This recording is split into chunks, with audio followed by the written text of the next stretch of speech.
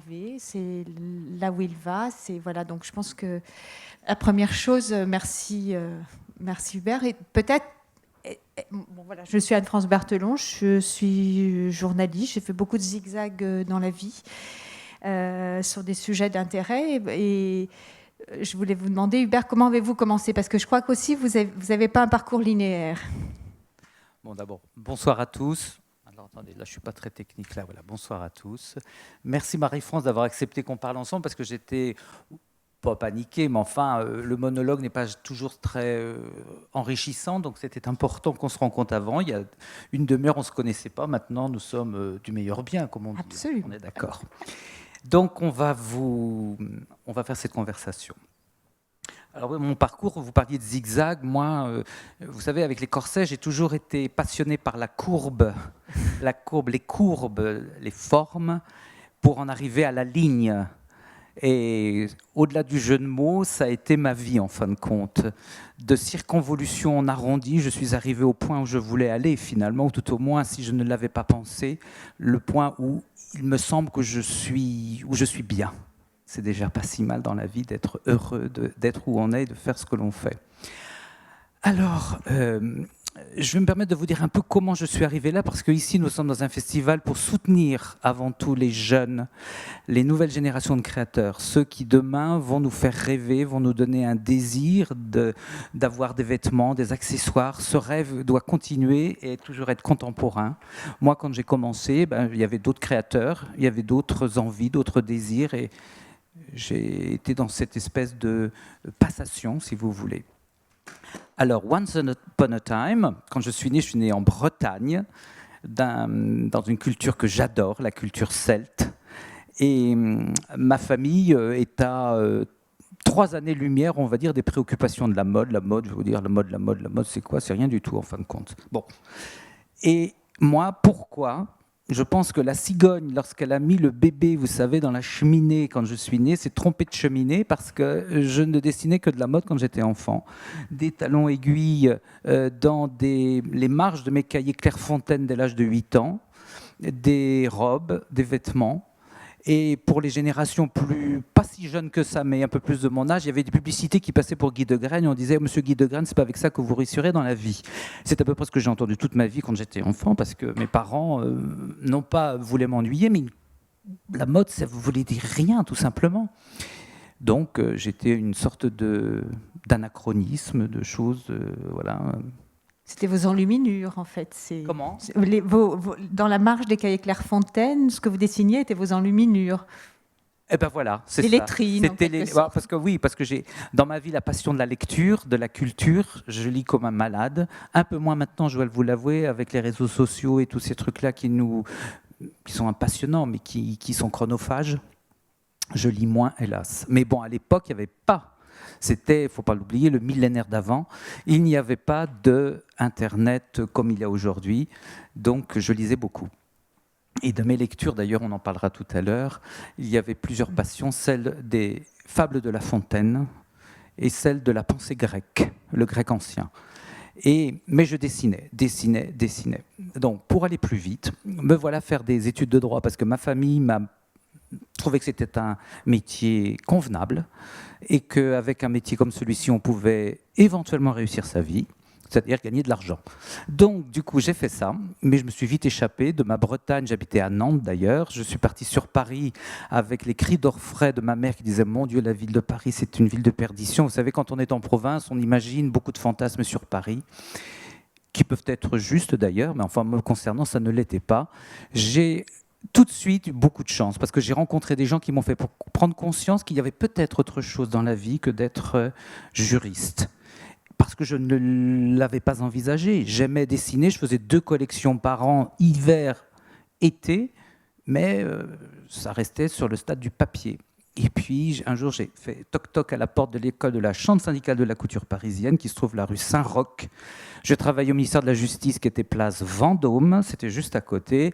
Et là, je montre timidement mes dessins, me disant, je ne sais pas ce qu'on va me dire d'ailleurs. Et la directrice m'a dit, mais écoutez, monsieur, avec ce que vous faites et votre parcours, on peut vous accepter tout de suite en seconde année. Si vous le souhaitez, bienvenue. Eh bien, je l'ai fait parce que c'était pas un acte héroïque, c'était juste j'allais mourir, moi, je crois, autrement, de ne pas continuer à créer. Quand je l'ai dit à mes parents, ils n'ont pas compris, donc la porte s'est fermée. Et j'ai fait un crédit étudiant. Je me suis trouvé dans un foyer de jeunes travailleurs. Je ne vous fais pas ça pour faire du Zola, parce que c'est sans doute la période la plus heureuse de ma vie. Je mettais des prospectus dans les boîtes aux lettres, je vendais des bibelots aux Galeries Lafayette, et je faisais les tables des restaurants, comme on fait quand on est étudiant en saison, si vous voulez. C'était génial. Et donc j'ai appris les techniques de dessin de mode et de faire des vêtements de mode. Et au-delà de cela, ça a été tout un réseau qui se fait, vous savez, dans les écoles. Vous êtes avec des copains et des copines qui vont devenir comme vous, sans doute, on l'espère, les acteurs de demain. Donc, c'est un réseau. Et ça, c'est super important. Alors, je vous raconte ça parce que moi, mon ambition dans la vie, à l'époque, c'était d'être Yves Saint-Laurent. Parce qu'Yves Saint-Laurent, c'était le grand, pour moi, créateur. Il n'y avait pas que lui, il y avait Karl Lagerfeld aussi, bien sûr, qui, depuis 1983, était chez Chanel. Mais moi, je rêvais de la liberté de création de Yves Saint-Laurent. Donc, je faisais tout pour essayer d'aller chez lui, bien évidemment. Chose que je suis parvenu à faire. En fin de compte, on m'a dit, oui, monsieur, vous pouvez, en faisant mes études, avoir un stage de fin d'année, non rémunérés, parce qu'à l'époque, vous savez, c'était des stages, aujourd'hui c'est peut-être un peu rémunéré, mais pas grand-chose. Donc, chez Saint-Laurent, c'était oui, chez Scherer, une maison qui malheureusement a disparu, et chez Dior. Mais ça ne s'est pas passé du tout comme ça, parce qu'il fallait que je gagne de l'argent. Il fallait que je gagne de l'argent pour rembourser le crédit étudiant qui avait été fait à la banque. J'étais, mais vraiment honnêtement, désespéré. Et là, je vais vous dire une chose, les jeunes, je crois qu'il y a des miracles dans la vie qui arrivent, mais les miracles, c'est parce que vous allez le faire venir, parce qu'il faut avoir la foi chevillée au corps quand on est créateur. J'étais donc désespéré, honnêtement. Et puis, sans le savoir, je faisais comme M. Jourdain fait de la pro, je faisais de la broderie, c'est-à-dire je collais des perles dans mes vêtements de fin d'année. Petite parenthèse, pour mon diplôme de fin d'année, comme vous, pour présenter les vêtements là, hier et ce soir au défilé, moi, j'avais l'ambition de faire des broderies. Donc, par le truchement d'amis qui connaissaient quelqu'un qui avait la bicyclette qui était garée sur le même palier que l'assistante de Monsieur Lesage, me voilà ayant un rendez-vous, non pas avec Monsieur Lesage, mais avec l'assistant de Monsieur Lesage, qui était Gérard Trémollet. Juste à côté de là où vous étiez, en plus. Exactement. Me voilà arrivant, et passe dans le couloir Monsieur Lesage. Alors évidemment, je l'ai repéré tout de suite, ça je peux vous le dire. Et Monsieur Lesage avait, entre autres qualités, celle de s'intéresser aux gens, aux jeunes. Et qu'est-ce qu'il fait ? Il me regarde et il me dit qu'est-ce que tu fais là, mon petit gars ? Évidemment, j'étais jeune, c'est pas tout à fait la même tête, mais bon. Et je dis je viens montrer mon travail à Gérard Trémollet pour mon travail. Montre-moi ça. Donc nous voilà sur la table de travail, montrant mon travail à Monsieur Lesage qui était carrément comme ça. Mais dis donc, c'est pas mal ce truc-là. Alors là, tu vois, on pourrait mettre des paillettes d'or. Il était déjà parti. Allez, ça y est, on était parti en voyage. Il y avait le ticket en première classe. On était parti. Et alors, je me souviens toute ma vie de ça parce que c'est un langage commun en fait que vous aviez. Et puis. Oui, c'est le moment de dire, vous savez, on dit, Kevin, je veux des paillettes dans ma vie. Kevin, vous entendez ça à la radio ? Là, je les avais, les paillettes dans mes yeux et dans la vie, je veux vous dire. Et il me dit, tiens, maintenant, on va aller chercher les fournitures. Alors, à l'époque, à la Cange Batelière, la maison mère de Lesage, c'est une caverne d'Ali Baba. On va dans des petits couloirs, on se croit dans des romans de Zola. Vous savez, tiens, il y a des perles bidules. J'avais les bras comme ça, j'en pouvais plus. Et il me dit, tiens, maintenant, tu vas faire ta broderie. Juste le problème, je ne sais pas broder, moi. Donc je dis, oui, monsieur, bien sûr. Je rentre à la maison et je fais ma broderie. Je crois que j'ai dû la défaire et la faire, genre Pénélope d'aujourd'hui, qu'on en parlait tout à l'heure. Absolument. C'est votre côté grec, déjà. Exactement. Et puis je vais lui montrer quand même, parce qu'il faut d'abord, c'est normal, je lui montre le travail. Et là, il me dit, tu sais que c'est pas mal pour quelqu'un qui ne sait pas faire de la broderie. Hein. Donc ça a commencé comme ça. Bon. J'ai eu mon diplôme de fin d'année, je n'ai pas vu Monsieur Lesage, mais le monsieur Vermont, qui était un autre brodeur de l'époque, téléphone à l'école et dit, voilà, je cherche un étudiant, une étudiante qui serait intéressée pour apprendre le dessin de broderie, payé le SMIC. Royal, non ? Ma directrice dit, j'ai ce qu'il vous faut, et je suis allé, j'ai pu avoir ce métier, j'ai appris. Et J'étais un petit con, je vais vous dire, à l'époque, parce que je pleurais les larmes de mon corps. Je me rêvais chez Saint-Laurent et me voilà chez un brodeur.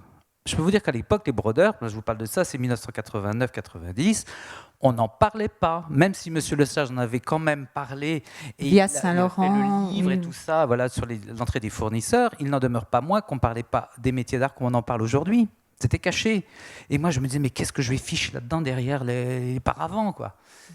Et ben c'est là où je vous dis, j'étais vraiment un petit con, parce que c'est la chance de ma vie.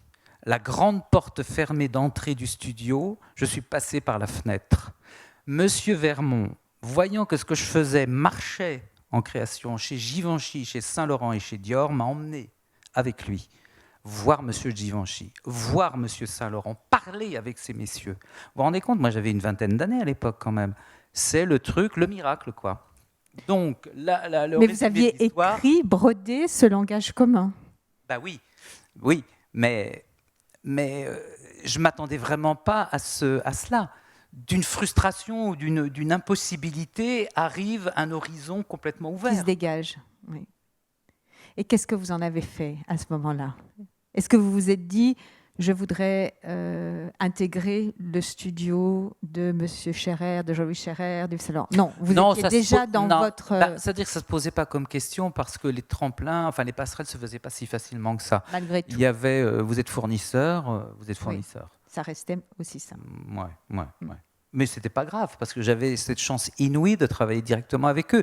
Alors, M. Givenchy, la première fois que je vais le voir, il faisait 2 mètres quand même, il faut savoir. C'est un grand monsieur au propre et au figuré. On arrive, je n'osais même pas marcher sur la moquette. Et M. Givenchy dit à M. Vermont, bonjour, enfin toutes les salutations qu'il faut. Et puis, je bredouille un bonjour monsieur, vous savez bien, moi j'étais méga intimidé. Et il demande, M. Givenchy, mais comment s'appelle ce jeune homme? Alors, mon patron répondait, alors je bredouille, je m'appelle Hubert. Il dit rien, il regarde les broderies. Et puis en regardant les broderies, il dit, vous savez que c'est un prénom qui peut aller loin? Alors moi, au début, je n'ai pas du tout ri parce que j'étais tellement intimidé. Et de ça, il y a quoi? Il y a 10 ans, même pas? Non, pas 10 ans, parce que ça fait 9 ans que je suis chez Lesage, donc il y a 6 ans, avant que M. Givenchy ne décède, je le revois grâce à la patronne de Galliera d'autrefois, Madame Joindieterle, et je lui rappelle cette anecdote. Alors il me dit, vous savez, je me souviens tout à fait de la situation. De ce que je vous ai dit, non pas vraiment, mais je me souviens de la situation. Mais finalement, si je vous ai dit ça, je ne me suis pas vraiment trompé. Donc M. Givenchy, ça a toujours été pour moi, oui, vraiment un... Il avait décelé. C'était un gentleman, un homme extraordinaire. Donc voilà. Et donc ça, c'est la broderie. Et puis en parallèle, moi personnellement, je dois dire que votre nom m'a été familier quand il est apparu par les corsets. Je ne savais pas que vous faisiez de la broderie à cette époque-là, mais au milieu des années 90, c'est ça? Au moment où on parlait aussi de l'ébauerie, il y avait vraiment ces corsets qui sont apparus après une scène minimaliste, après une scène grunge en mode. Il y avait ce mouvement de balancier que la mode nous amène souvent. Et votre nom est apparu. Comment êtes-vous arrivé au corset, de la broderie au corset?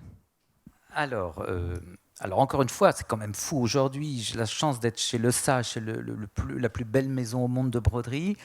J'en suis encore. D'abord, je suis très heureux d'y être, mais tellement étonné encore d'y être. C'était pas ce que j'avais. J'ai pas de plan de carrière dans ma vie, mais c'est pas ce que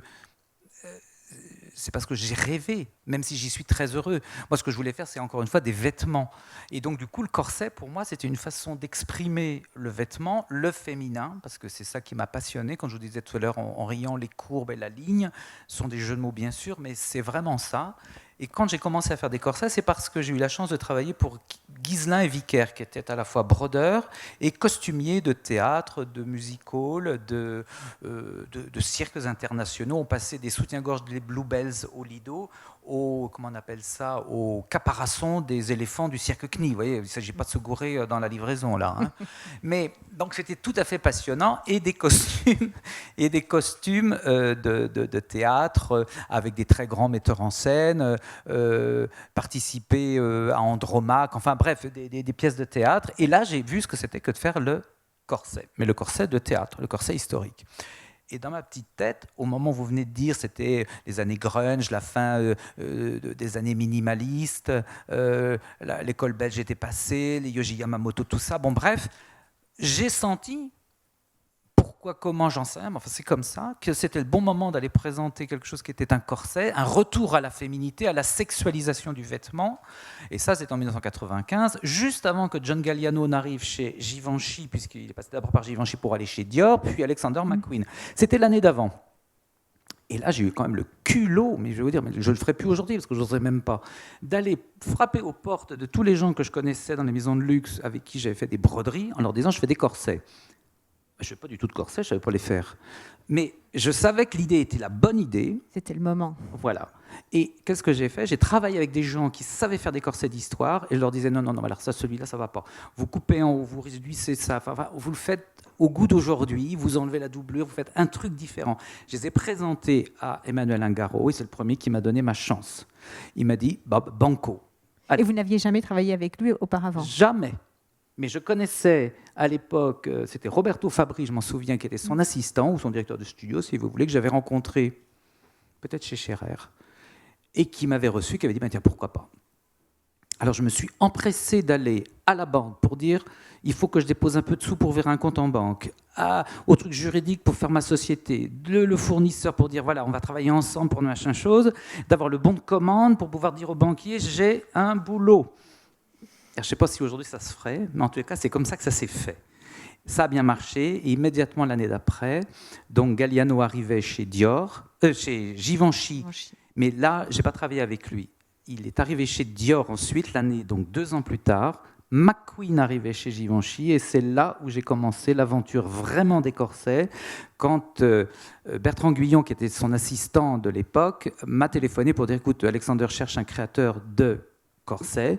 Monsieur Pearl travaille beaucoup avec John Galliano chez Dior. Il cherche un autre créateur. J'ai pensé à toi. Qu'est-ce que tu en penses? Est-ce que tu veux venir? Je suis venu et ça a marché. Pendant 5 ans avec Alexander McQueen pour Givenchy, beaucoup de corsets, pas tous, mais beaucoup. Tout de suite après, John Galliano et en même temps, pendant 10 ans chez Dior, donc les Égyptiens, les reines, enfin tous ces corsets-là, voilà. Et Stella McCartney qui arrivait chez Chloé qui m'a demandé plein de corsets. Donc là, j'ai eu ma période corset, là, hein, et avec les Anglais. Des approches très différentes, parce que ceux de Stella McCartney étaient certainement beaucoup moins ornés que ceux d'Alexander McQueen. Voilà. Stella, elle parlait on était plus en accord, elle et moi, sur la création, parce que pour moi, le corset, c'est pas un objet contraignant, d'abord, c'est une affirmation de liberté pour les femmes qui le portent, elles désirent le porter, on ne va pas les obliger à le porter quand même. Et puis, c'est pas un corset qui doit faire mal, c'est un corset qui doit être souple, qui respecte un corps aussi. Celui de John, c'est extraordinairement théâtral, c'est sublissime, mais c'est un enfermement du corps, c'est une image de la femme qui passe, mais on ne va pas le porter comme ça tous les jours. Pareil pour Alexander McQueen. McQueen, c'était un degré c'était entre ange et démon, j'allais vous dire, parce qu'il y avait quelque chose de profondément mystique dans ce qu'il faisait. C'est une approche torturée, salvatrice. Alexander McQueen, oui, moi j'ai adoré ce garçon, franchement, créativement, c'est un mec génial.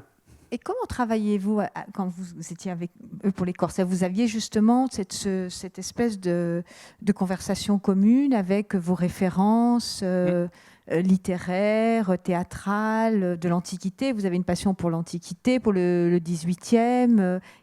Comment se faisait Oui, les conversations, d'ailleurs, c'est tout à fait français, vous savez, c'est l'art de la conversation commence au XVIIe siècle. C'est même le nom d'un meuble, d'un siège, donc ce n'est pas pour rien. Exactement, une conversation. Et c'est exactement ça. Entre un créateur et son fournisseur, qu'il soit brodeur ou corsetier ou d'autres, s'installe une conversation, qui peut être une confession, qui peut être de l'ordre aussi de la psychanalyse, quelque part, je trouve, parce que c'est assez schizophrénique, vous savez. On est en train de parler de mode. Grande futilité, allez-vous me dire. Oui, mais non. Ce que vous portez est terriblement signifiant.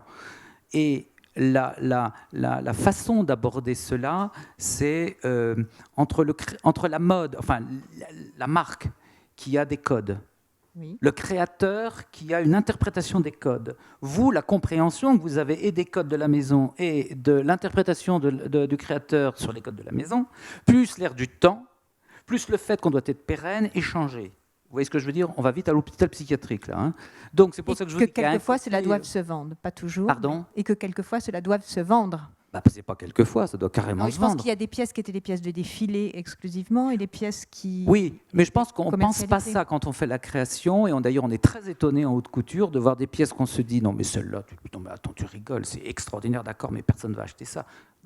C'est celle qui part. C'est peut-être celle-là qui va être prise, parce que justement, elle est différente. La singularité est une chose qui est absolument primordiale dans la création, et encore plus quand on parle d'un laboratoire comme la haute couture. Donc voilà, c'est une conversation, c'est quelque chose de très boudoir,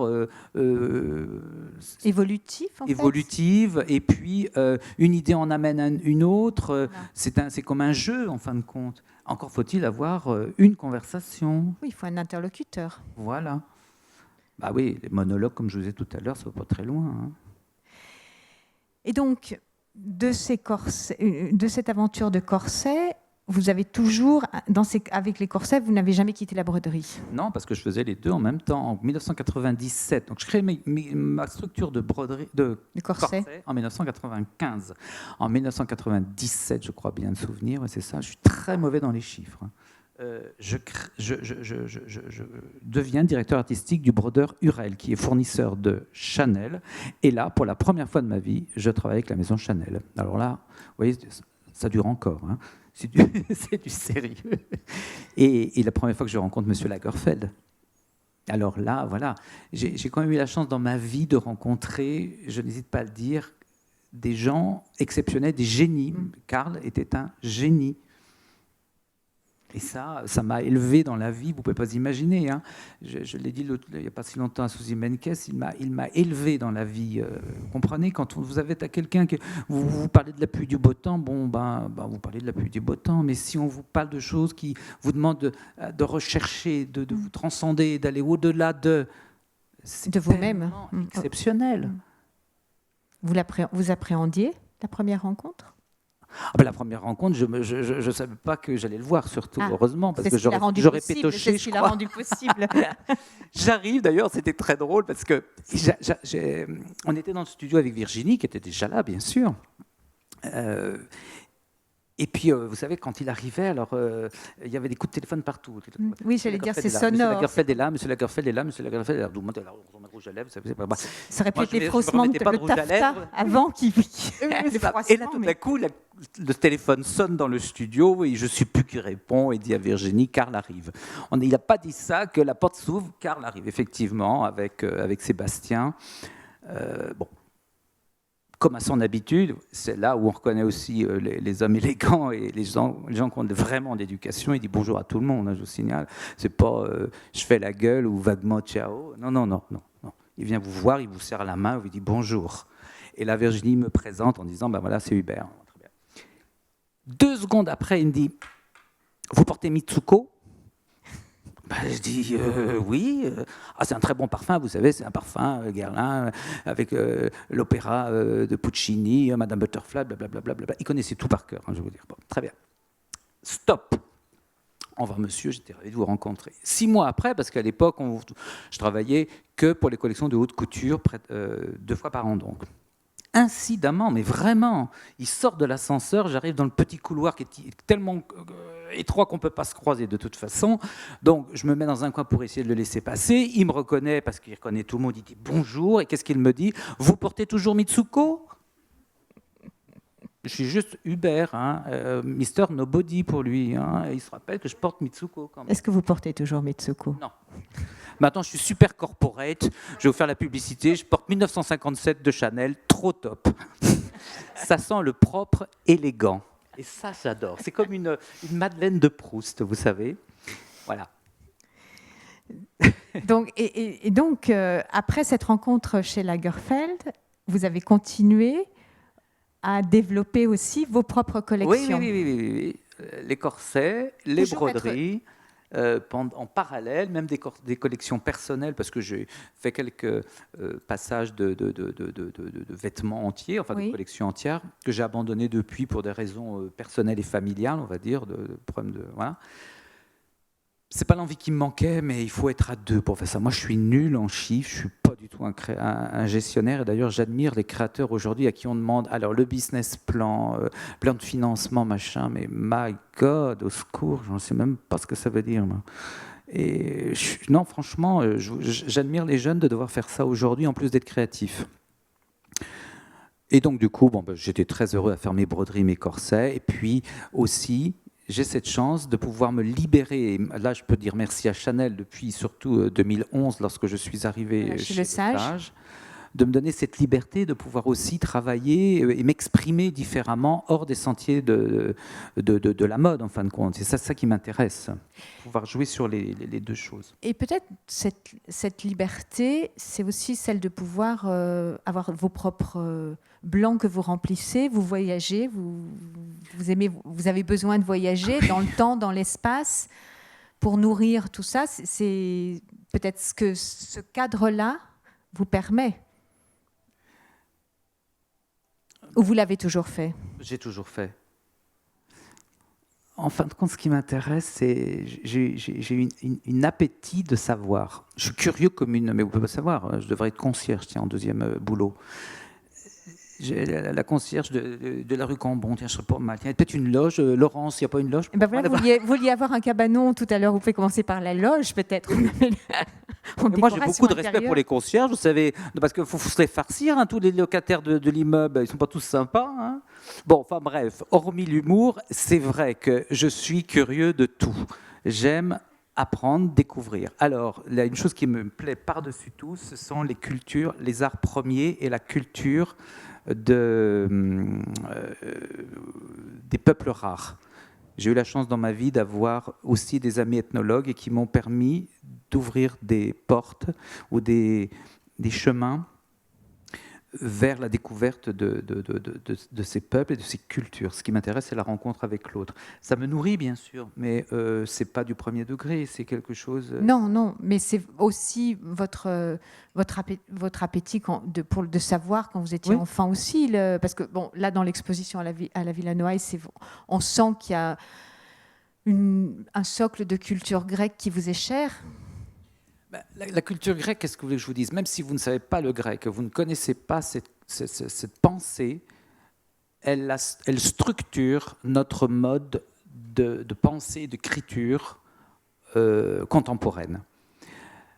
La culture grecque, elle est moderne. Elle est d'aujourd'hui. Il y a un livre que je vous recommande, malheureusement, je ne sais plus le nom de cette jeune femme.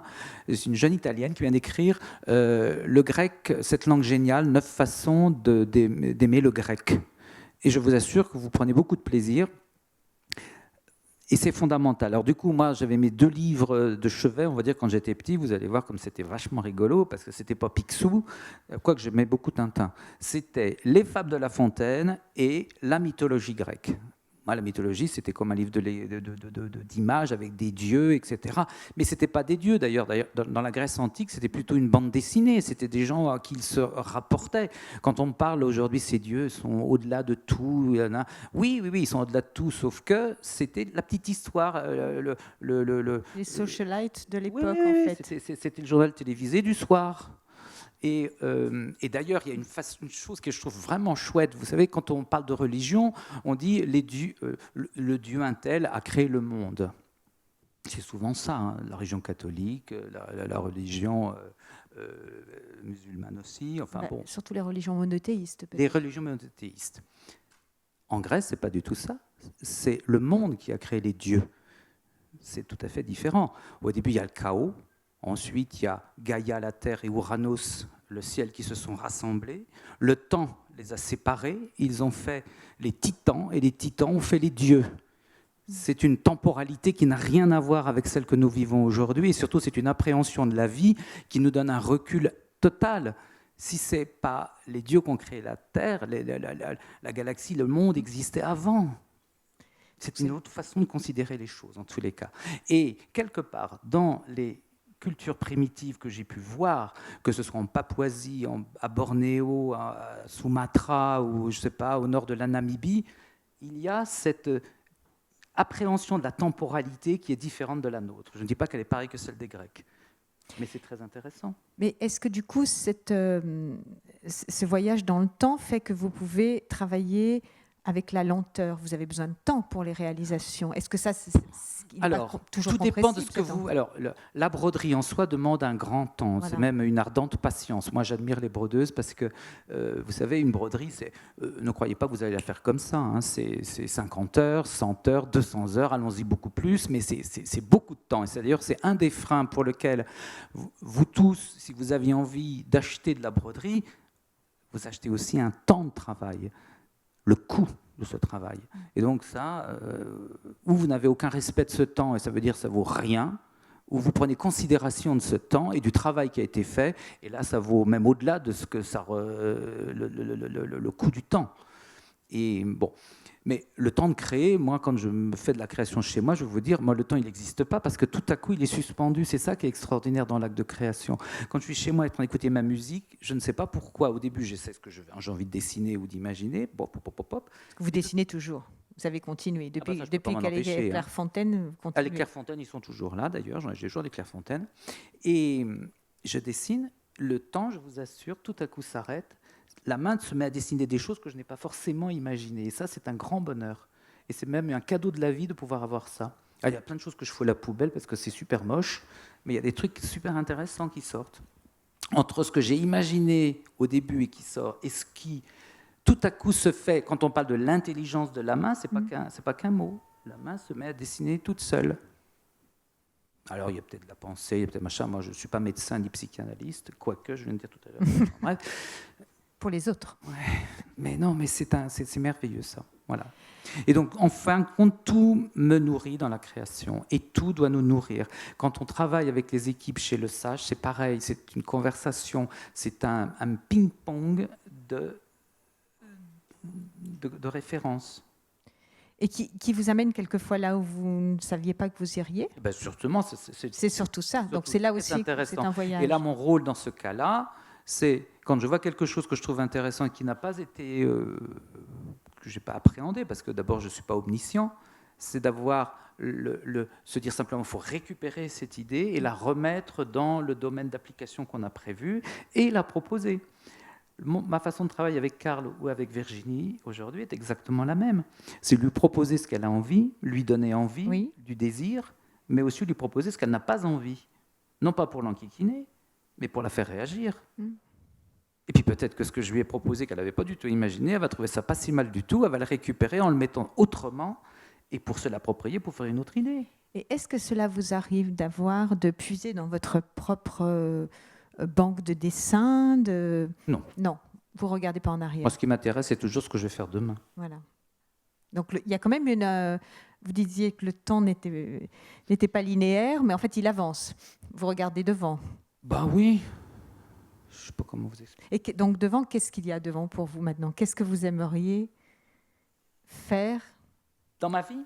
Dans votre vie, dans votre travail, dans votre vie de créateur, oui. Eh ben moi, j'aimerais d'abord continuer cette aventure, évidemment, de broderie chez Le Sage, parce que c'est une mission juste magnifique, collégiale avec les autres brodeuses.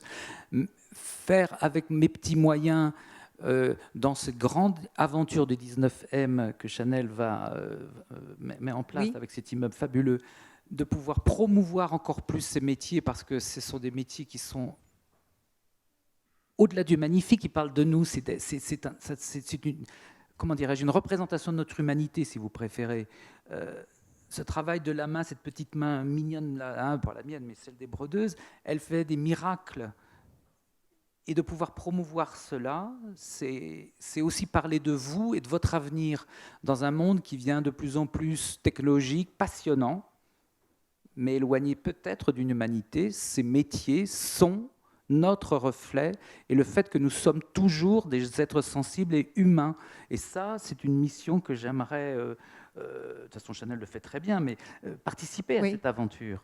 Et puis d'un autre côté, à titre personnel, moi je veux me faire, comme mon exposition là sur, comment dirais-je, Athéna, me détacher de la mode parce que je suis méga gâté de travailler pour Le Sage et pour Chanel, Oui. d'aller dans une autre direction que celle de la mode pour exprimer quelque chose de personnel. Donc soit des costumes de danse, parce que j'en ai déjà fait avec Nicolas Le Riche, mais pourquoi pas d'autres, des costumes d'opéra, parce que j'adore ça, ça m'est pas encore arrivé. Là on travaille, il y a Wim Wenders avec une artiste là, qui est venue chez moi l'autre jour, parce qu'on est sur un film juste magnifique sur le geste créatif de cet artiste. Ce sont des projets qui me nourrissent. Faire une exposition en mélangeant l'art vivant et l'art contemporain. Il y a plein de choses, voilà, aller dans des territoires qui ne sont pas ceux de la mode, parce que je suis, encore une fois, très gâté et serviteur de la maison Le Sage et la maison Chanel. Et donc, on fait un petit flashback sur Le Sage. Vous aviez rencontré, comment vous aviez votre premier contact avec Le Sage, quand vous étiez encore étudiant. Mais comment la boucle, enfin, c'est pas de la broderie, mais il y a quand même une jolie boucle qui a fait que vous vous êtes retrouvés chez Le Sage. Alors, je vous l'ai dit tout à l'heure, quand j'étais étudiant, je l'ai vu une fois dans son couloir, et puis après, parce que je pense que je suis quelqu'un de pas trop mal élevé, je lui ai donné régulièrement des nouvelles de mon travail. Je rentrais chez un tel, je faisais telle chose, je faisais des choses. Et puis évidemment, le milieu de la broderie est tout petit, encore plus aujourd'hui parce qu'il y en a de moins en moins, mais à l'époque, il y avait quelques brodeurs. Donc quand je rentrais chez un brodeur, je lui disais je faisais ci. Et puis un jour, on s'est mis à prendre un verre, puis un deuxième verre. Puis un jour, il m'a invité à déjeuner à côté de son bureau à la Grange Batelière, où il allait toujours. Nathalie Vibert, qui est là, le connaît bien. Et puis moi, je suis rentré chez Hurel, le fameux brodeur en 1997, qui était un des fournisseurs de Chanel, qui a des archives absolument magnifiques de la cour du tsar Nicolas II et de Léon Bax. Enfin bref, donc on parle boutique entre guillemets, confrère, même si un jour il me dit avec sa petite malice, il me dit ah c'est bien que tu sois rentré chez Hurel, c'est une petite structure, mais c'est bien. J'adore la petite structure. Et donc je peux dire qu'on est devenus amis au bout de plusieurs années. Vous avez la conversation chez moi, voilà, de fil en aiguille, c'est le moment de le dire, de perles en broderie, voilà. J'ai connu sa famille, je suis allé à Chaville, enfin bref, voilà. Et puis, travaillant concomitamment pour Chanel depuis 1997, ça y est, j'y suis dans les chiffres. Bon, écoutez, un jour, le président de Chanel, Bruno Pavlovski, me propose, m'appelle, enfin me fait appeler plus exactement, j'arrive à ce rendez-vous, puis il me dit, écoute, voilà, on a pensé que peut-être ce serait bien que tu puisses continuer à porter ce flambeau de la création chez Le Sage. Alors, moi, franchement, je n'étais pas préparé à ça. Et vous travailliez toujours avec Hurel. Oui. Alors il dit c'est quand même, tu sais, c'est quand même François qui y pense. Il y a Karl qui aussi, Virginie. Enfin bref, il y avait tellement de marraines autour du berceau que je pouvais pas dire non. Vous voyez ce que je veux dire? Même si j'y pensais vraiment pas, j'étais pas si mal où j'étais.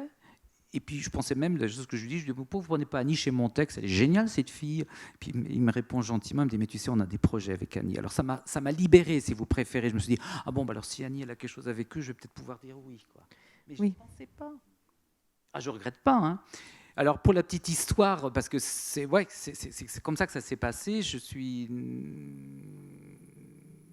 nommé le 1er décembre 2011, je crois. C'est le 1er décembre, hein, c'est ça. Alors, il y a toutes les histoires de presse pour présenter les shows, nanana. La veille, il y a Marie, sa compagne, qui m'appelle et qui me dit c'est François, il ne va pas bien, on va l'hospitaliser. On a passé le week-end et encore. Le lendemain matin, donc le vendredi matin, 1er décembre, moi j'arrivais à 9h30 chez Le Sage, à 7h elle m'appelle, et elle n'a pas besoin de me dire quelque chose, si ce n'est que François était parti pendant la nuit. Ce qui est à la fois terrible et en même temps merveilleusement signifiant, si vous voulez, mais entre merveilleusement signifiant et la réalité, je veux dire que c'était très dur, parce que des brodeuses étaient effondrées. Ces femmes ont perdu leur père, leur tuteur, leur mentor. C'était leur vie qui s'écroulait. François, c'était un monument. Alors, passer derrière un monument qui vient de mourir, je veux dire, c'est pas facile. Hein. Il a fallu du temps. Alors aujourd'hui, elle m'adore, ça sonne bien, et je les adore d'ailleurs. Hein. Mais est-ce que je pensais à votre exposition, est-ce que les broderies se font à plusieurs mains? Il y a combien de mains au maximum? J'ai pas de notion, j'avoue, mon ignorance. Oui. Vu le nombre d'heures qui qui sont dans la réalisation des broderies en général, plusieurs brodeuses le font. Parce qu'il y a des morceaux, vous savez, vos vêtements, ils sont découpés. Oui. Donc chaque panneau, il y a des panneaux, on peut mettre qu'une brodeuse, deux panneaux, des grands panneaux, il peut y avoir 6, 8 brodeuses. Ah oui, voilà, donc elles peuvent être Ça dépend. plusieurs sur le même panneau. Bien sûr. Et c'est d'ailleurs très, très charmant, parce que j'ai raconté cette anecdote plusieurs fois, en allant à un défilé parce que les brodeuses sont... alors là, je vous allez dire, je fais de la pub pour Chanel. Ben non, je ne fais pas de pub pour Chanel, parce que c'est vrai, c'est comme ça. Avant non, même vous que je portiez sois... Mitsuko, vous ne pouvez pas faire. Ouais, non, mais ce que je vais vous dire, c'est que la maison Chanel est la seule à faire un défilé en interne où elle invite régulièrement ses ateliers, pas tout le monde, parce qu'il ne faut pas exagérer, on ne peut pas y arriver, mais il y a un turnover. Dites-moi où ça existe encore. Et moi, ça, je vous dis ça parce que ça fait donc 21 ans que je travaille pour cette maison et pour les autres, parce que je travaille pour les autres. C'est la seule fois que j'ai vu ça. Et donc, tout ça pour dire que quand un jour je vais à un défilé comme ça, derrière moi, il y avait des brodeuses, et qui dit « Eh, dis donc, Jacqueline, c'est pas ta manche à droite ?» Ben, je trouve ça juste sidérant, parce que la manche droite et la manche gauche, je vais vous dire, c'est exactement la même. Hein. Elles les reconnaissent. Sauf qu'entre elles, dis donc Jacqueline, c'est toi Monique, elles connaissent la manche droite. Non mais, voyez, moi je trouve ça merveilleux, c'est à croire que, je sais pas, il y a un truc. Et vous arrivez, vous, à voir? Non, pas moi du je vois tout. que du bleu là-dedans. Hein. Je vois rien du tout. La seule chose que je fais, on m'appelle un peu... Alors, bon...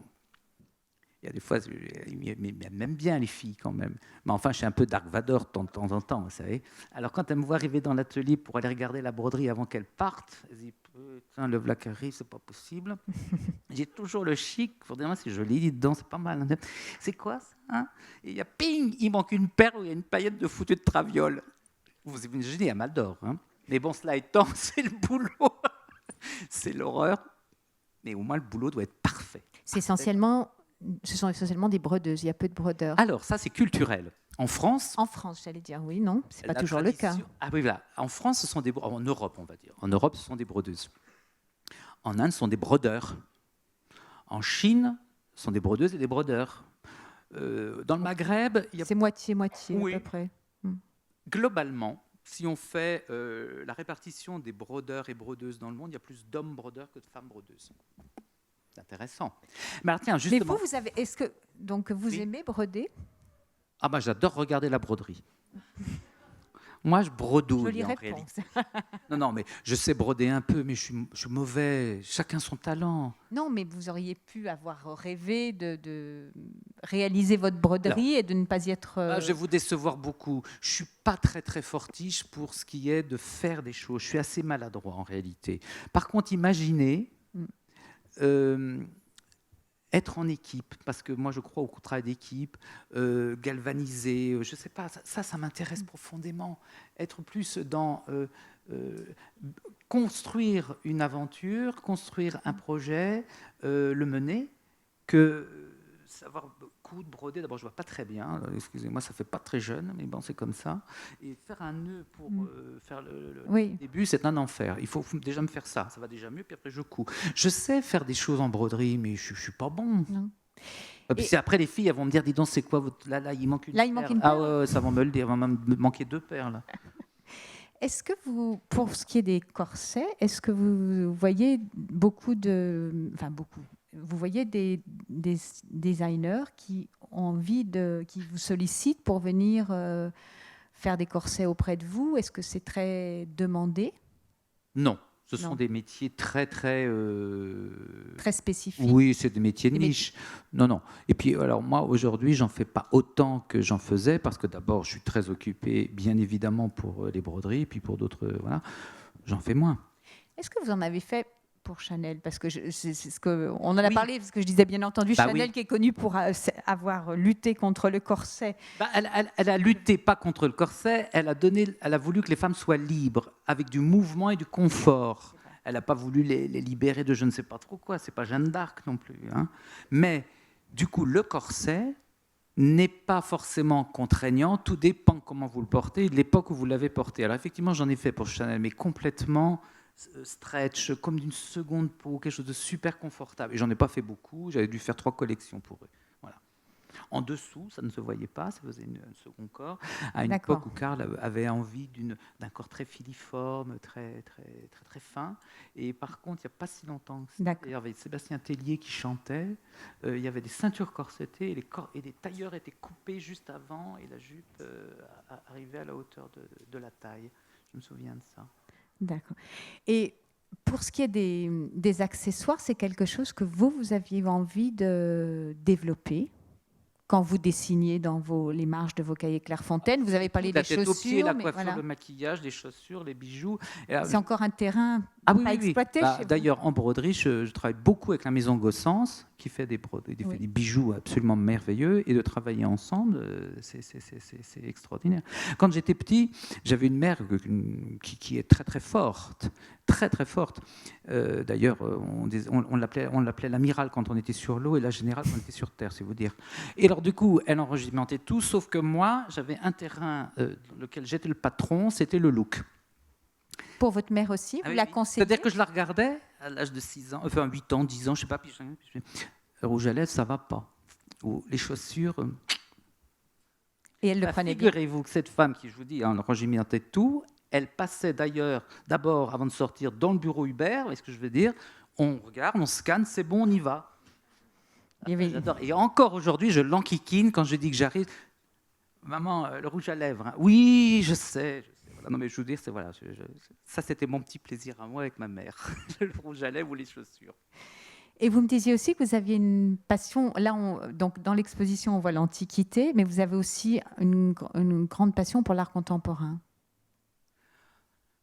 Moi, j'ai une passion pour la culture et les gens. Tout ce que je vous disais tout à l'heure, être curieux de tout, c'est la base de... La culture, c'est la vie. Donc je crois que je suis amoureux avant tout de la vie. Et l'art contemporain, c'est une représentation de cela. Effectivement, je suis collectionneur en plus. J'aime profondément ce qui est une expression artistique. Alors, j'aime pas tout, hein. Heureusement d'ailleurs, parce que j'ai pas de place pour tout mettre. Et pour le festival, qu'est-ce qui vous avez accepté immédiatement cette proposition d'être président du jury? Qu'est-ce qui vous a motivé? Vous m'avez dit que vous étiez venu avant à plusieurs reprises au festival en visiteur. Oui, oui, oui. Je suis venu plusieurs fois, genre 6 fois, mais en 35 ans, c'est pas beaucoup. Hein. Mais je vois pas comment j'aurais pu dire non. D'abord, j'ai été très, très, très honoré, flatté, bien sûr, et heureux d'être proposé. Mais dans nos métiers de la main, les métiers, entre autres brodeurs, la transmission est une chose essentielle. Donc, ici, là, on n'est pas en train de faire la promotion d'Hubert ou la vôtre, on est en train de faire la promotion des créateurs de demain, ceux qui ont concouru, que vous avez vu en défilé, ou ceux que, pour les accessoires là, que nous devons juger. D'ailleurs, je dois vous dire qu'on est super enquiquinés parce qu'on n'a pas encore décidé qui va être ce Grand Prix, parce que le niveau est extraordinaire. Et donc, je ne pouvais pas dire non, parce que c'est dans l'ADN de notre métier que de soutenir la création et de transmettre. Et pour le jury, quand on est président du jury, c'est vous qui constituez le jury. Oui. Comment on constitue? C'est une espèce de plan de table? C'est un éventail de... Ah oui, c'est ça. Non, mais en fin de compte, moi, ce que j'ai eu envie, c'est, comme encore une fois dans ma vie, moi, c'est d'allier les opposés peut-être, faire des oxymores, créer des nouvelles esthétiques. Là, c'est pas de créer des nouvelles esthétiques, c'est de prendre des gens dans des disciplines différentes, mais qui sont dans la création. Donc, il y a une chorégraphe, il y a Blanca qui est chorégraphe, il y a des comédiens et comédiennes, entre Nicolas, Johanna et puis Anna. Et puis, il y a une galeriste d'art contemporain, Magda, créatrice d'accessoires, Yaz. Et puis, je ne sais plus autrement, j'en oublie, hein, je suis sûr que j'ai oublié quelqu'un. Mais de prendre des gens... Beaucoup de femmes. Alors ça, c'est le hasard. Oui, j'imagine, mais... C'est pas parce que... Voilà, c'est comme ça. D'ailleurs, je dois vous dire que dans ma vie, j'ai beaucoup plus d'amis féminines que masculines. Enfin des amis, oui, c'est ça. Enfin bon, bref, vous avez compris. Des amis. Alors le troisième genre, j'ai pas trop, mais pourquoi pas, c'est oui. Mais parce qu'en fait, c'était une question que j'aurais eue sur les corsets, parce qu'on peut dire que le corset est genré, enfin, il est essentiellement féminin, même s'il a été masculin aujourd'hui dans l'époque. Est-ce qu'on pourrait avoir un corset qui soit beaucoup plus non genré? Pourquoi pas, puisque le corset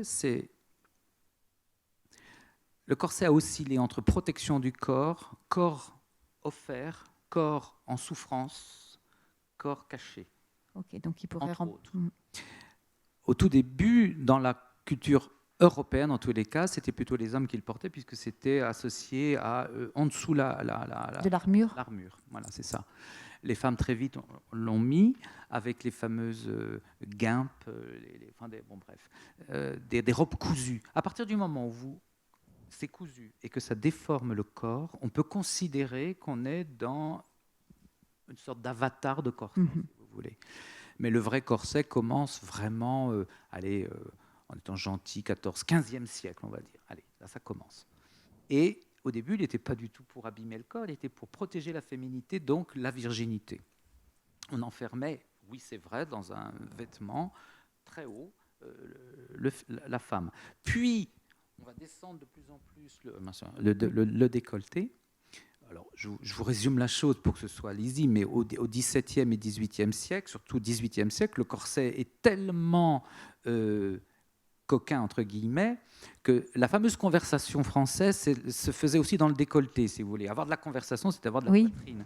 Et du coup, c'est un corps offert, c'est un corps libéré. 19e siècle arrive, la Révolution française d'abord, paf, on change tous les paramètres, la bourgeoisie reprend le pouvoir, la religion aussi, on enferme la femme dans un carcan, pardonnez-moi, physique et social, elle devient faire valoir des hommes, elle est enfermée dans un corset qui devient de plus en plus souffrance, qui s'enferme, et qui se serre. Poiret, début 20e, et Coco Chanel disent aux orties ce machin-là, parce que ça n'est plus en adéquation avec la vie moderne. Les voitures arrivent, on voyage. Les cheveux sont au et puis, les mentalités changent, etc. Mais à savoir que ces corsets extrêmement contraignants n'étaient portés que dans la haute société, c'est-à-dire la noblesse, les gens très riches. Les femmes qui allaient dans les champs ou qui allaient dans les usines portaient des corsets, mais ils étaient délacés, ils étaient ouverts. Donc cette souffrance est sur l'apparence que l'on donne des classes dirigeantes et des puissants. D'ailleurs, il y a une chose très intéressante au-delà du corset, je fais une digression, c'est que dans l'histoire du costume, plus on est puissant et riche, moins on est dans le confort pour se déplacer et plus on a besoin des autres pour se déplacer. Ça veut dire qu'on a les moyens d'avoir du personnel pour se déplacer. Ça, c'est intéressant.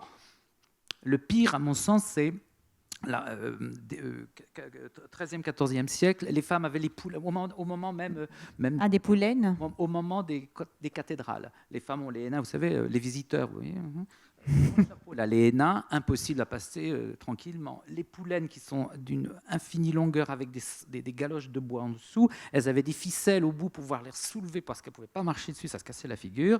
Les robes qui étaient moulées de chez moulées avec des traînes qui n'en finissaient pas. Là, je vais vous dire, il fallait pouvoir alors elles avaient des gens pour les aider. Et puis l'autre période aussi, c'est les Ménines que vous devez connaître, là, de Velázquez. Là, ce sont des châteaux forts imprenables, les femmes. Elles ne pouvaient pas rentrer de face dans les portes, elles ne pouvaient pas. Elles étaient obligées de passer de profil. La folie des grandeurs avec Louis de Funès, vous savez, quand il tourne la robe, là, c'est exactement ça, c'est insensé, quoi. Et cette passion du costume va avec la position sociale. On aurait presque envie de conclure là-dessus. Non, moi je veux conclure sur une chose. Parce que, puisque la broderie, on peut en parler 2 secondes, je vais vous dire une chose. On parle de la broderie française, il y a une chose fondamentale dans la broderie française. Pourquoi elle est si belle ? Parce que d'abord, il y a tous les créateurs de mode qui ont été, depuis Charles Frederick Worth à aujourd'hui, plutôt ils sont venus à Paris, bien sûr. Mais cette broderie, comme la culture française, est le réceptacle des influences culturelles du monde entier. Pendant 400 ans, les caravanes commerciales, les artistes sont passés par Paris pour aller des Flandres à l'Italie, de l'Espagne à l'Allemagne ou à l'Angleterre. Ils se sont arrêtés en France parce que le pouvoir central était fort, qu'il y avait de l'argent, qu'il y avait des commissions, commandes, et que concernant la broderie qui au départ était faite de fil de coton, de blanc, etc., qui au XIIe siècle, je crois, il faut que je vous le dise, et au XIIIe était considéré comme un art majeur, c'est pas rien, ainsi que les orfèvres, s'est cristallisé à Paris. La broderie d'or est arrivée de Perse, grâce, entre guillemets, aux échanges commerciaux avec, comment dirais-je, après les croisades et tout ça. La broderie de Chine, Marco Polo, je vous résume les choses, mais c'est exactement ça. Et tout ça est venu se mettre en France pour faire ce qu'on appelle la broderie française, qui est une mixité de toutes ces broderies. Lorsque vous en allez en Inde, vous avez la broderie la plus belle du monde de fil d'or. C'est une broderie indienne. Vous allez en Chine, vous avez la plus belle broderie du monde de fil de soie, qui est sans doute la plus subtile au monde, mais elle n'est pas la broderie mondiale, elle est la broderie de Chine.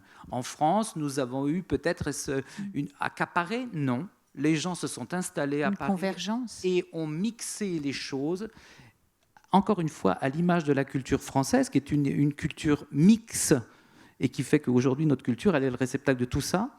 Et bien, cette broderie, elle est très riche parce qu'elle a toutes les techniques en elle.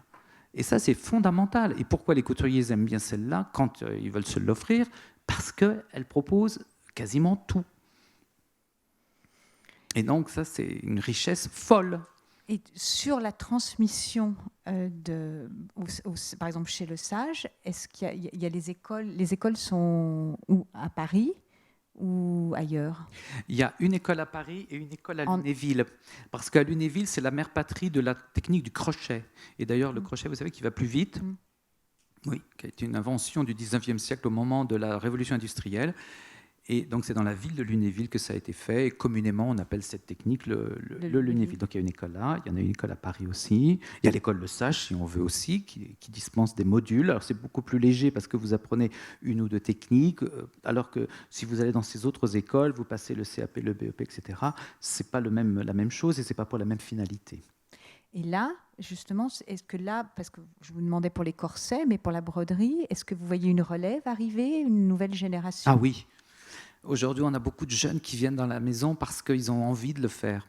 Je ne vous dis pas qu'autrefois, on obligeait les gens à faire de la broderie, mais ceux qui viennent aujourd'hui, ils le désirent.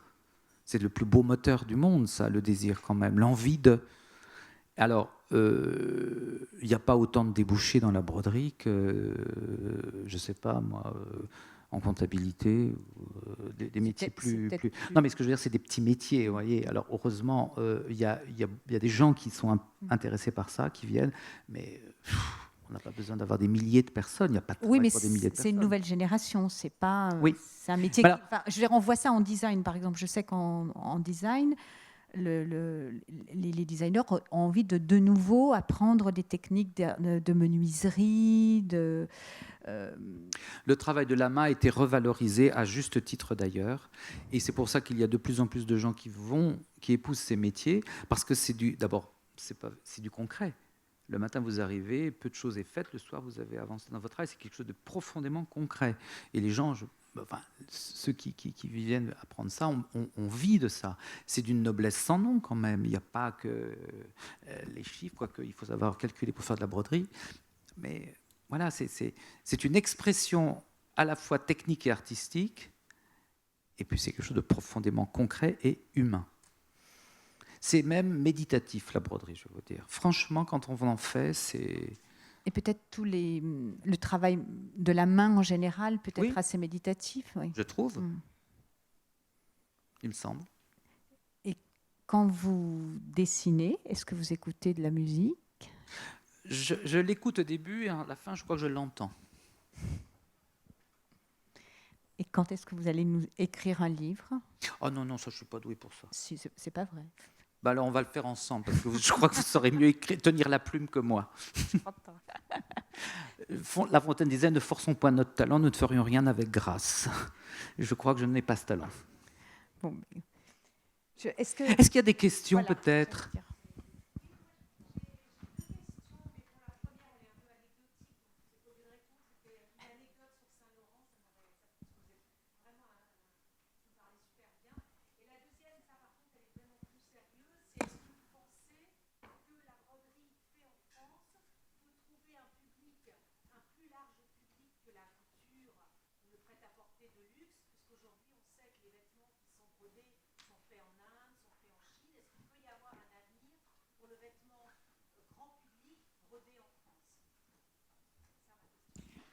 Alors, j'ai beaucoup aimé votre première question, mais nous allons passer tout à la seconde. Je vous remercie de l'aborder, parce que c'est un sujet extrêmement lourd, sérieux. Alors, je pense que la broderie faite en France, ça peut des toutes petites structures, avec une légèreté de coût, peut proposer, comme vous savez, des art and craft, si vous voulez. Je fais une petite broderie délicate sur un sac, sur un accessoire, et on le vend dans une petite boutique de multi-créateurs. Je pense qu'elle peut trouver comment on appelle ça, un canal économique avec des prix raisonnables, parce que le travail aussi sera raisonnable. Et joli, on n'a pas besoin de faire des heures et des heures de travail. Concernant la problématique plus large de la broderie, l'avenir de la broderie française, je vous avoue que je ne suis pas très optimiste. Ça fait 30 ans, grosso modo, que je suis dans ce métier, 9 ans que j'appartiens maintenant au groupe que vous savez. Ma vie a changé quand j'étais là parce que je suis protégé. Cette maison, notre maison, là, le Sage, travaille pour tous ceux qui veulent broder, enfin qui veulent avoir des broderies, mais bien sûr, Chanel est là. Alors moi, je vais venir vous dire une chose qui s'est passée il y a 20 ans avant que je sois chez Chanel, dans toutes les maisons de broderie où j'ai été. Et ça, je vous demande de l'écouter parce que je vous assure que c'est quand même assez problématique. Il y a 20 ans, j'étais dans des maisons qui étaient indépendantes. Bon nombre d'ailleurs sont mortes. On était déjà en train de dire heureusement qu'on a Chanel parce que sans Chanel, on serait mort. Je ne fais pas, encore une fois, de la pub pour Chanel, parce que là, je parle d'il y a 20 ans. Dernièrement, il y a un article dans Business of Fashion qui est sorti, qui est absolument exceptionnel, sur, à cause du Covid, la problématique des ateliers de broderie en Inde. La majeure partie de ces ateliers se sont trouvés du jour au lendemain, bien évidemment, coupés de toute commande, puisqu'il n'y avait plus d'import-export et d'activité. C'est gravissime ce qui s'est passé. Les gens s'en sont émus, à juste titre, parce que cela correspond à des milliers, des millions de gens qui sont bien souvent dans une précarité absolue, qui viennent travailler le matin et repartent le soir avec une petite pièce ou un petit billet, et puis que finalement, s'il n'y a pas de boulot, ben, on ne mange pas. Hein. Donc, les titres de Business of Fashion, on ne peut pas dire qu'ils sont payés par des marques de luxe, hein, ils sont carrément en train de dire là, le manque de respect et de considération que les marques de luxe européennes ont pour les brodeurs indiens. Je ne peux qu'applaudir à absolument. La seule chose qu'on oublie, c'est que ce qui se passe en Inde aujourd'hui, c'est passé grosso modo pareil en France il y a 20 ans et qu'on n'en a pas dit un mot. Parce que ces maisons déjà brodeuses, alors qu'il y a peut-être 5 maisons maintenant simplement de broderie, travaillent vaguement pour les plus beaux groupes qui font la fierté de la France, mais qui ne les font pas vraiment travailler. Et là, je pense qu'il y a un problème. Et du coup, ce problème aujourd'hui, quand je vois le Covid qui nous a tous marqués, il nous dit peut-être qu'on devrait changer la vie, je ne crois pas que ça va faire grand-chose, mais je lui espérais qu'avec un tel événement, on essaie de rééquilibrer les choses. Que quand on parle de haute couture, au moins que les choses soient faites, si ce n'est en France, en Europe.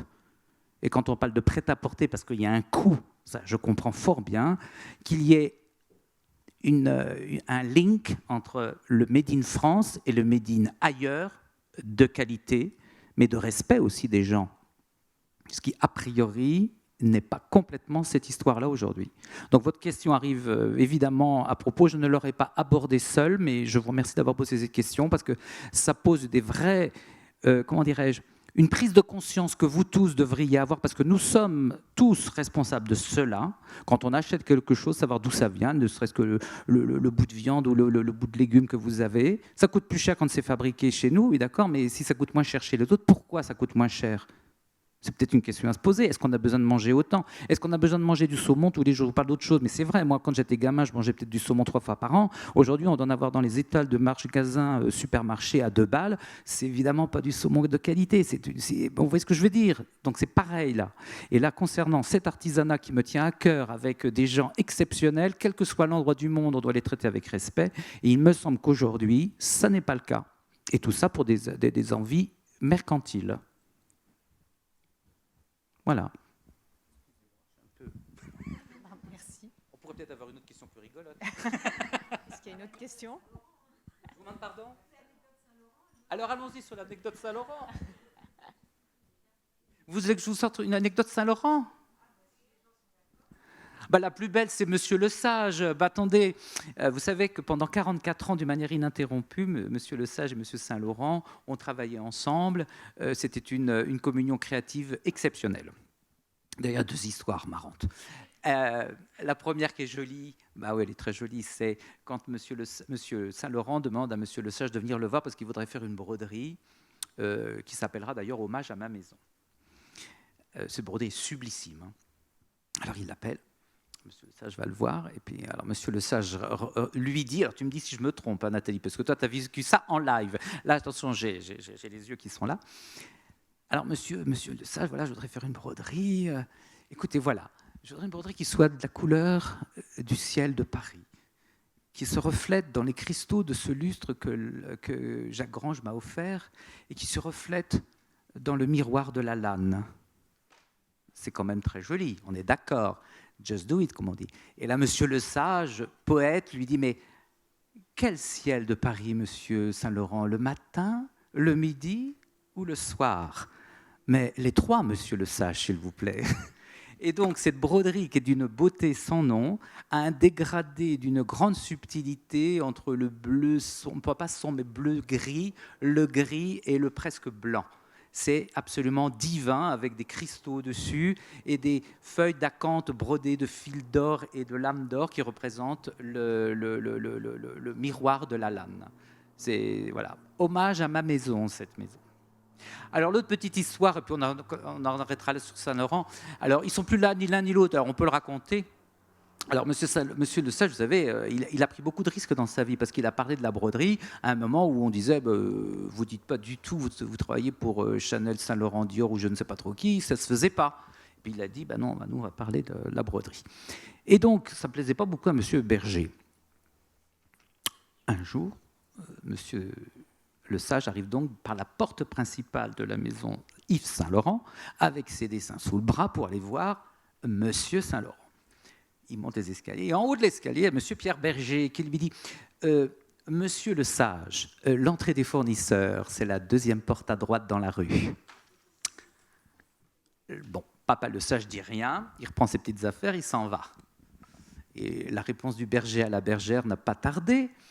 Il a parlé à ses amis qu'on appelait les 4 mousquetaires à l'époque, les grands fournisseurs de l'époque, Massaro pour les chaussures, Michel pour les chapeaux, Le Marié pour les plumes, peut-être que Gaussen était dans l'affaire, je ne me souviens, des Gripois, voilà, Le Sage, et ils ont fait un magnifique livre pour parler de leur travail, des collaborations qu'ils avaient avec les maisons de luxe, et ce livre s'appelle « Entrée des fournisseurs ».